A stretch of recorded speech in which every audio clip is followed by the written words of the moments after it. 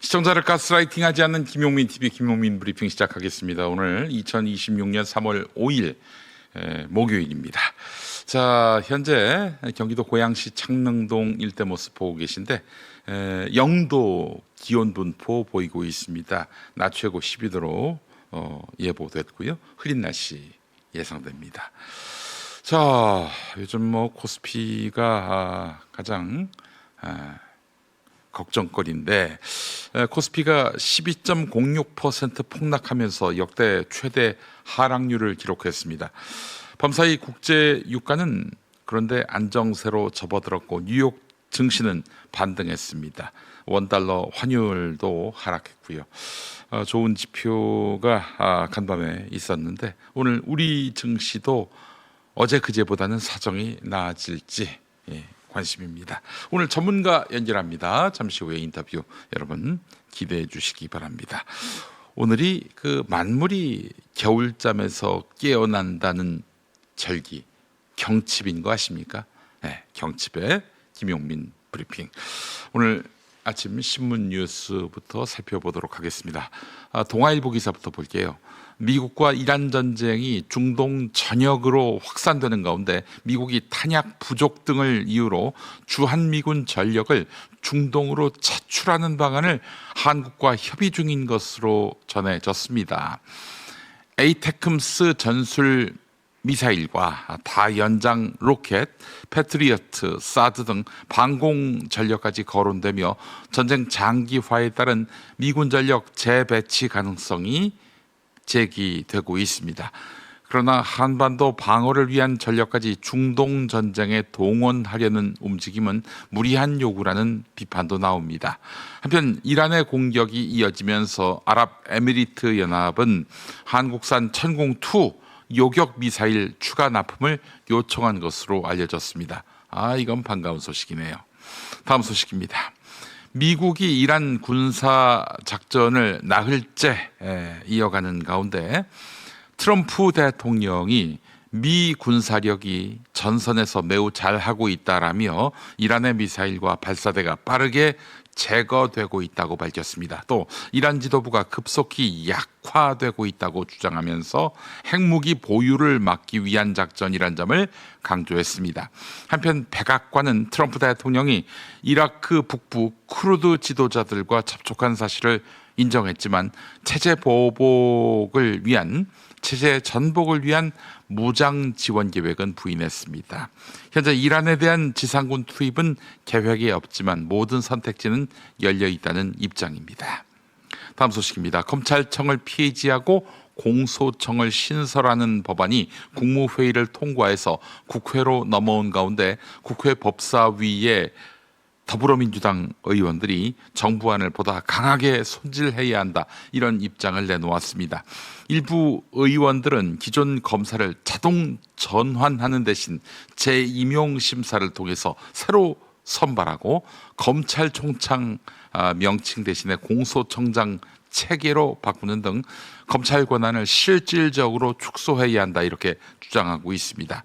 제목에 나온 대로 검사들 일단 다 자르고 새로 임용해서 채용한다는 것이죠.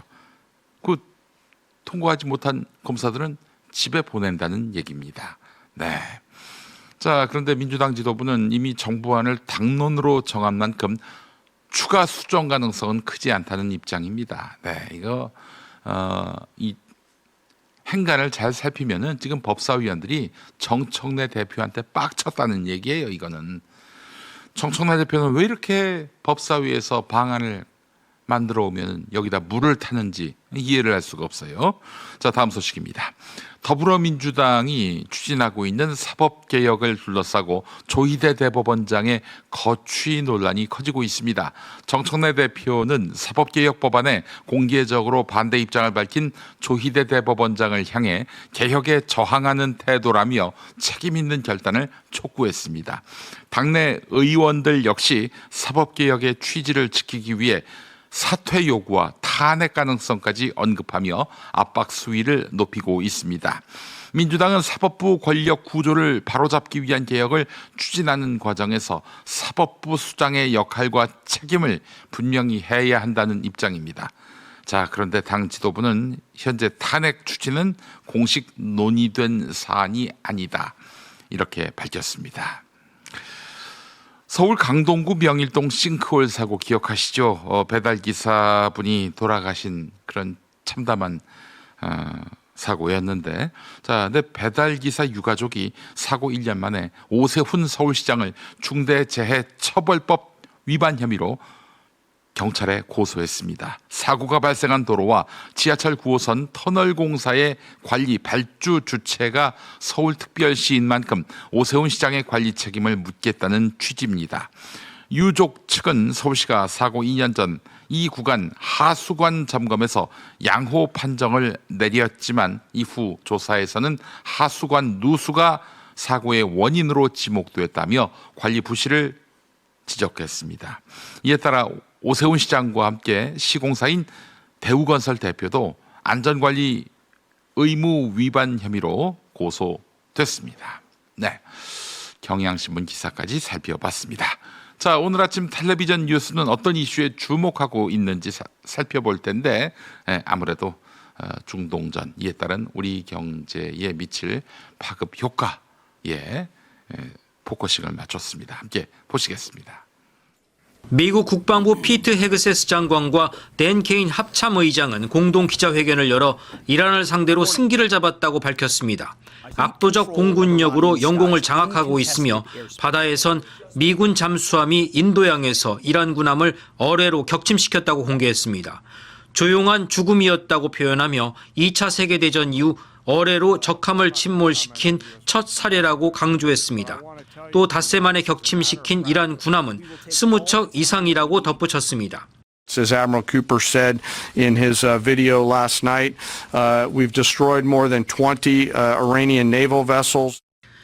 미군 지휘부는 또 트럼프 대통령을 암살하려 했던 이란군 지휘관도 사살했다고 공개했습니다. 12.06% 폭락하며 코스피는 5,093까지 내려앉았습니다.